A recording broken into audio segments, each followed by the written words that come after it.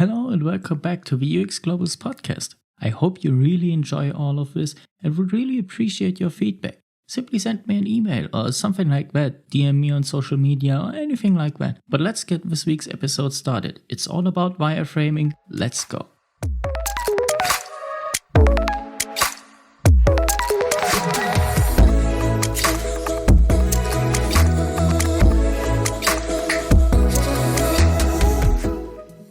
As I said earlier, today's episode is all about wireframing. The word basically already describes what it is. It is some wires that build a frame. Or in other words, it is some lines that form some first ideas.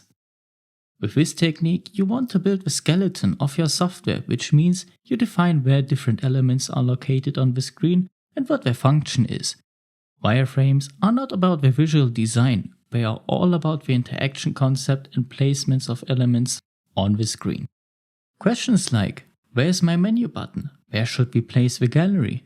Or what is the structure of the index page should be asked.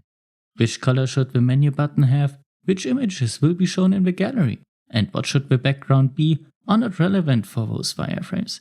It is only some black or gray lines on a piece of paper, on your tablet or graphic tablet, or whatever you're using to make your wireframes, but it is not more than some dark lines on a white background. Let's take a short break, listen to some music, and I will be right back.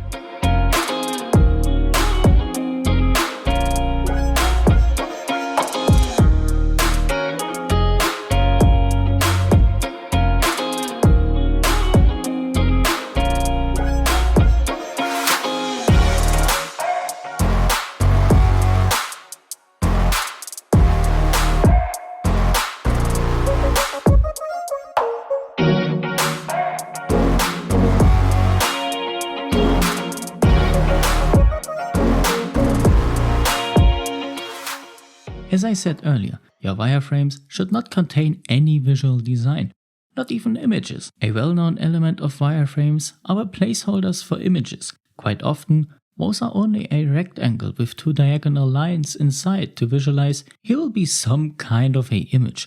We don't know which one we will choose then, but there will be an image. This approach is used as wireframes are made at the beginning of the concept creation. Users and customers should not get distracted by the main goal of this phase. To create an awesome concept, as soon as you add some design to it, we will immediately criticize the image or the color that was chosen or anything else, but not the important thing, which is the interaction concept. Because this is what matters the most, as it is the foundation for everything that follows. And that was already one of the major benefits of wireframing, that you do not have design elements that distract user test participants and clients from the interaction concept, but they focus on the interaction design itself. But there are still more advantages and reasons to use this technique, from an entrepreneur or startup side, or simply when you are on a low budget.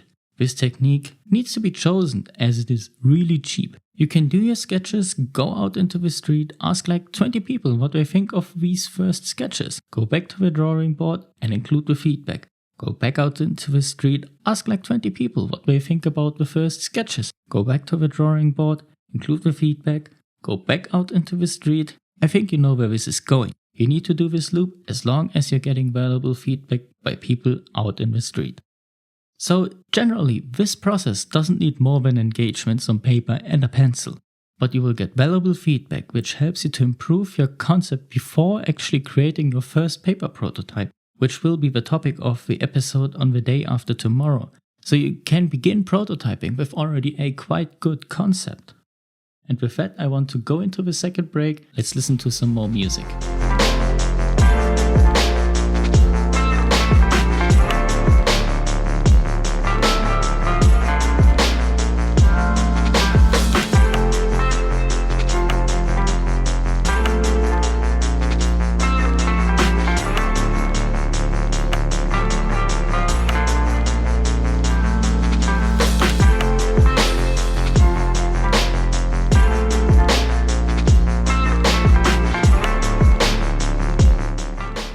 So here we go, last part of today's episode. Another big advantage of wireframing is that you can simply visualize the work for your clients easily too. And therefore you don't waste time and energy into a design that does not fit the user's or client's expectations in the end. And you don't need to redo an entire design. It is only the concept that needs to be redone. And therefore wireframing is essential to you as a UX designer because it will save you valuable time and money in the end.